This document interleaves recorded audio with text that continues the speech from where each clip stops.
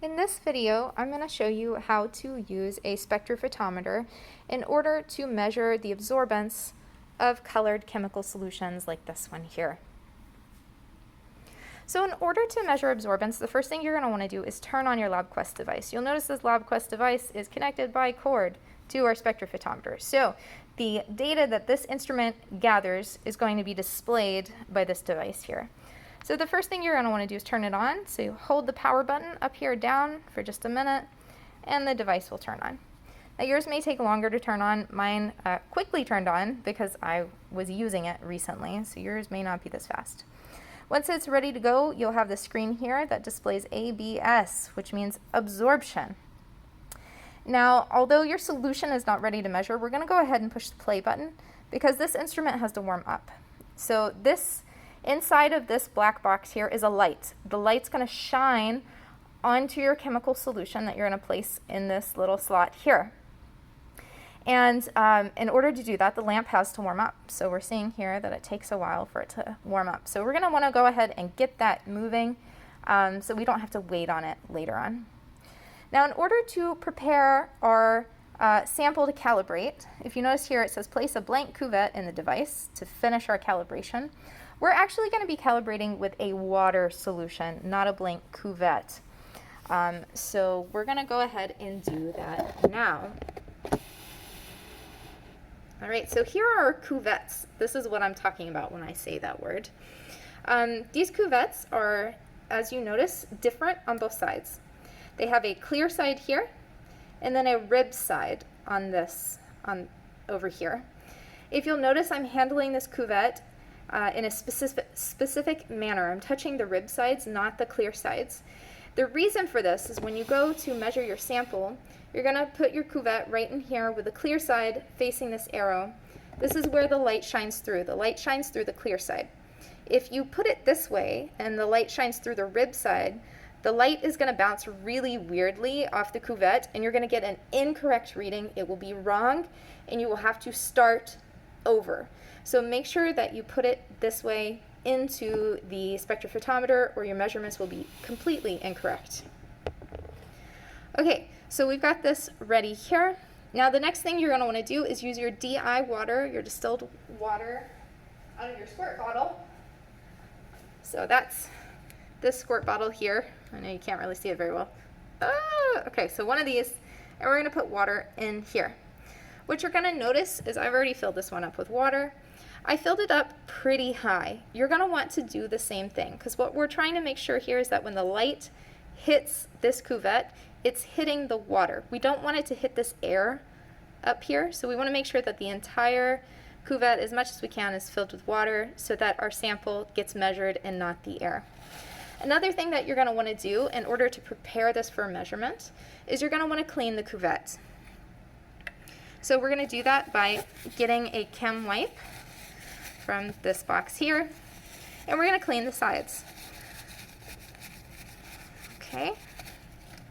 Another thing you might notice when you put water into this thing here, sometimes you generate bubbles. So if you'll notice bubbles, and sometimes these bubbles get stuck to the side. So in order to get the bubbles out, you're just simply going to want to tap this on the bench. Sometimes you kind of have to be aggressive about it. If that still doesn't work, you might get this in there and just kind of poke the bubbles, and sometimes that pops them. The reason we don't want bubbles is, again, if the light gets in this and it hits a bubble, it might bounce weirdly off of it and give you an incorrect reading, and you will have to start over. So we don't want that. All right, so we've got our water sample ready to go in. It's been cleaned. There's no bubbles in it. It's filled up relatively high. And so if you'll notice here, I'm going to go ahead and put this in the sample slot. The water is above this black box, which is important because, like I said, we want the light to measure our water, not the air. Okay, so let's go ahead into getting a calibration. So we want it to calibrate to the water.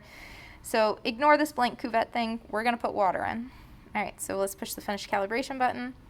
Takes just a minute to do. Dun, dun, dun. It's done. Okay, push the OK button. And we're going to go back to this screen here. This is actively measuring the water solution right here. And if you notice, there's some little points down here. That's our water solution. It should be at 0, which is great. Okay, so we can hit the stop button here.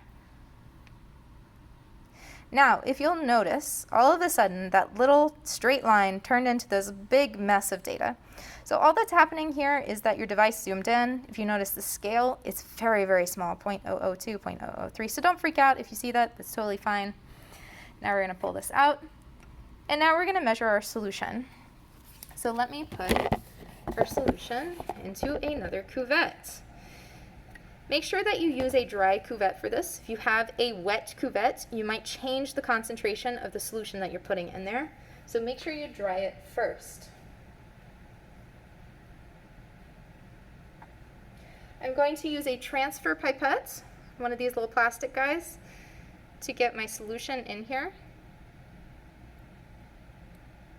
Okay.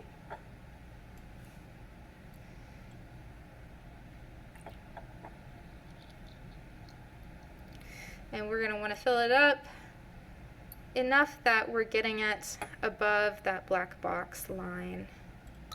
Okay, so if you'll notice, I've got bubbles in here. That's no good. So we're going to try to get those out. Tap. And you can reach in here and pop them if you need to. Okay, we're good to go. I'm going to clean the sides of this real quick before I measure it. Make sure there's no fingerprints on here. And then we'll simply put this into our cuvette slot. Clear side facing where the light's going to shine. And then we're going to push the play button again. All right, it says this collection will overwrite the latest run. Do you wish to store or discard? You can just simply discard. That's totally fine. So we've got it calibrated. Awesome. So if you'll notice here, this is our peak. This is where it's absorbing. This is where it is not absorbing light.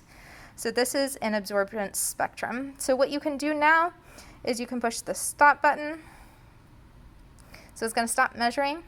In order to find this value here, you can actually just like click on the thing and it will take you right there to it, and it's going to report the wavelength right here. So here's the wavelength, here's the absorbance measurement for you to record, and you're going to want to record it at the highest peak. That's where it's absorbing. And if you need a specific wavelength, you can also move it to a specific wavelength. Okay. All right, and so you can measure as many solutions as you want. You can use another cuvette to put another solution in here and measure it. You can just hit, again, the stop and play button.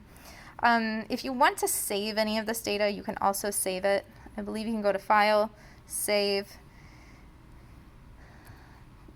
There should be some options for you to save here on the device, and then you can export it using USB. It's a little finicky. Do ask your instructor if you want to do this.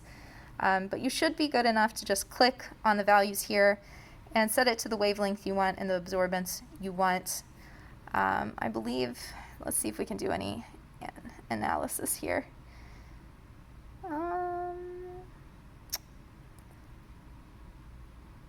Peak integration. Yeah, no, we don't want to do that. Okay. So that should be it for how to measure your sample.